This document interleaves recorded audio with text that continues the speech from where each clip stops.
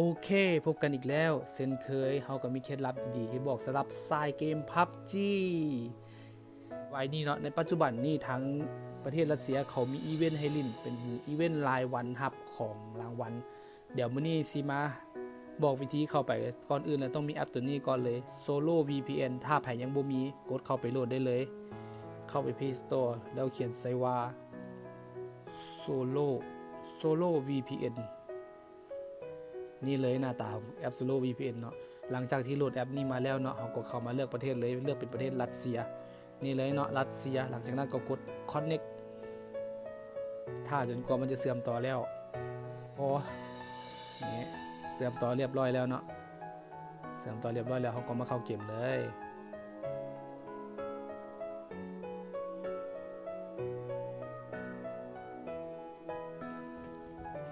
โอเคหลังจากที่เปิดเกมขึ้นมาเป็นที่เรียบร้อยแล้วเขาก็เข้าไปเบิ่งที่หน้ากิจกรรมเลยกดเข้าไปที่กิจกรรมในรูปกล่องของขวัญนี้เลยปั๊บ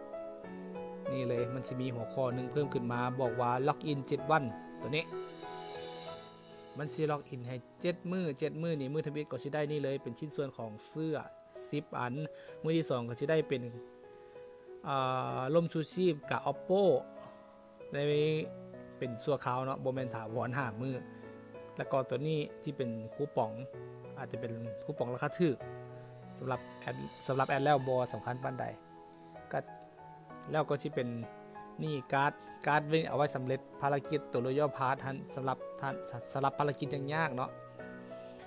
สำหรับแอดแล้วตัวนี้ก็บ่สู้สำคัญบ่สู้แจกหลายปานใดเพราะว่ามันเป็นเครื่องบ่มีค่าแต่ก็พอรับไว้ได้เพราะว่ามันเป็นเครื่องฟรี อะจบแค่เท่านี้เนาะแล้วพบกันใหม่คลิปหน้าบาย